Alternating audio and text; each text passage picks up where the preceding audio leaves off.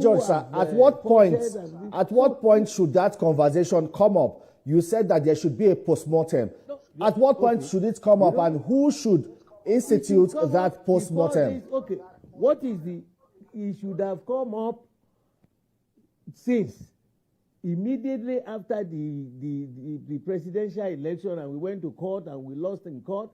They were sat down to say, okay, let us now set up a special committee with experienced, committed, dedicated people to look at it. That's why I said the post-mortem analysis. In any organization, you must do that. If you try to go for a competition and you lose, whether you win or lose, you must do a post-mortem. There will be areas where you have made certain mistakes, because to err is human. And then it is after that you come, those whom you are going to blame for extra this or for extra that, you sort it out before you now start, I hear you well, sir. Only one meeting. If I hear you well, sir. Committee meeting, only once since the election. So people are just hanging in their various slots, insulting people. And I said, look, all sides. There are three major sides now. We can't go to war divided. We cannot. We cannot give a Chief Bode George. punch. Chief Bode George, sir. Looking at what happened, who created this, who did that, to avoid the pitfalls in the future. Yes, if I hear you well, sir, you mean then that the leadership, Chief Bode George, just allow me to come in here quickly.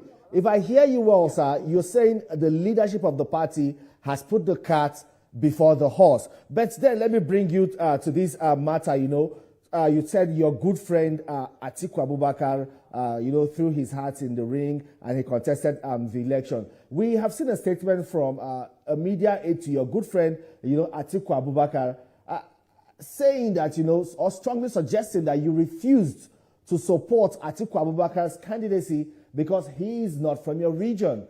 And then saying you have become silent about the current administration because the president of the day is from your region. And that statement was put out by Paul Ibe. I don't know who Paul Ibe is. I don't know who he is.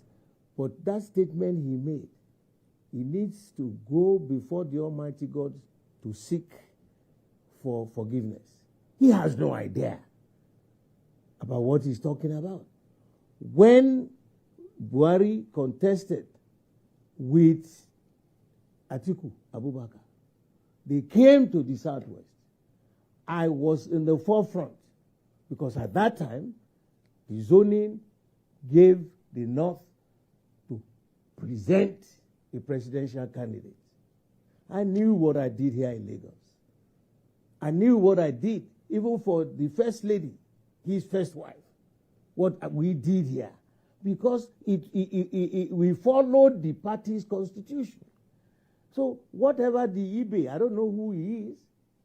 He wasn't there. Who handed over the concept of operation of the party. And I just read to you that particular section of the constitution of our party. That was not held on to. And I'm appealing. He's my good friend. Let me tell you, I have no iota of any tribalism in my blood.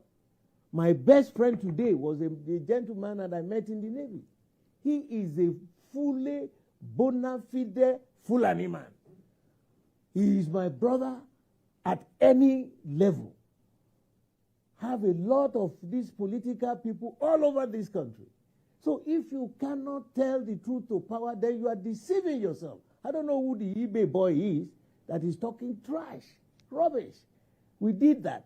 The moment we now went back for second election, this last election, we saw that things were not right. Somebody from the North had just spent 8 years. How can we now support another somebody from the North for another 8 years? No, it doesn't work that way. They manipulated this. We kept warning them, don't do this. It divided the party. And so we divided our votes, and then we lost. So how do we go forward? We must set up a committee to look into the real election and the post-election so that we can prepare ourselves. Look, the percentage of card-carrying members of the party, how many, what is the percentage in the population of those who Chief, physically go let me again quickly ask you this before we leave. The pitfalls of the past. And it is so disingenuous. Yes, Chief Bode George, I would like to ask a question quickly because of time. You know, we also saw a statement from an elder statesman, Chief Edwin Clark. He was weighing in on the issues in the People's Democratic Party, and one of his suggestions was also for the